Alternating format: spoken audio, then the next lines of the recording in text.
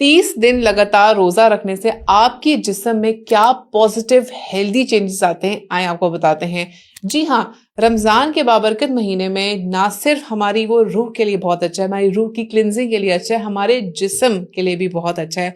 जिस्म के लिए कैसे अच्छा है इसके बारे में बात करते हैं। सबसे पहले जब आप पूरे 30 दिन का प्लान बनाते हैं, हमने रोजा रखना है, रमजान का महीना आ गया है, उसमें जब आपके शुरू के 7 से 8 दिन होते हैं, उसमें सबसे पहले आपका जो ब्लड शुगर लेवल है वो नीचे आना शुरू होता है नेचुरली, और ब्लड प्रेशर भी नेचुरली मेंटेन हो जाता है, या जिनका हाई होता है इनका लो हो जाता है आपके, और इसकी वजह से आपके जिस्म में जो रिपेयर सिस्टम है वो एक्टिवेट होता है।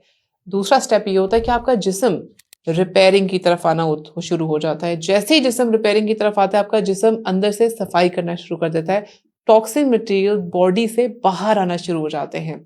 तीसरा स्टेप ये होता है कि अगले नेक्स्ट 10 डेज में, अगले 10 दिनों में आपका जो डाइजेस्टिव सिस्टम है वो रेस्टिंग पोजीशन की तरफ जाना शुरू हो जाता है, जो कि वाइट ब्लड सेल्स की प्रोडक्शन को बढ़ाता है, जिससे आपके जिस्म में रिपेयरिंग शुरू हो जाती है।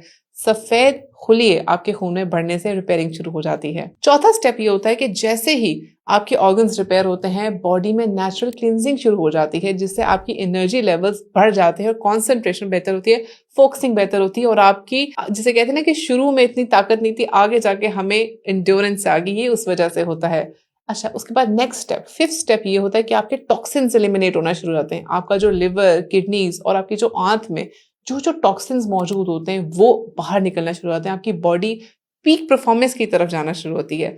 सिक्स्थ स्टेप ये होता है कि आपकी जो परफॉर्मेंस और एनर्जी है वो बढ़ना शुरू हो जाती है। आखिरी दिनों में स्पेशली जो लास्ट डेज की तरफ आते हैं रमज़ान के महीने के, आपकी बॉडी अडेप्ट होना शुरू हो जाती है और आपकी एनर्जी और परफॉर्मेंस बहुत बेहतर हो जाती है। सेवंथ चेंज ये होता है कि ऑटोफेगी प्रोसेस चलना शुरू होता है। रोजे के दौरान स्पेशली जब आपको भूख प्यास की हालत में होते हैं तो जिस्म में ऑटोफेगी होती है, यानी कि आपके जो सेल्स होते हैं वो ऑटोफेगी की तरफ जाते हैं, आपके टॉक्सिन्स बॉडी से रिमूव होते हैं जो आपकी सेहत के लिए बहुत बुरे होते हैं, और आप हेल्दी होना शुरू हो जाते हैं। आठवां सबसे इंपॉर्टेंट चीज ये होती है कि आपके हेल्थ बेनिफिट्स इसमें बहुत हैं।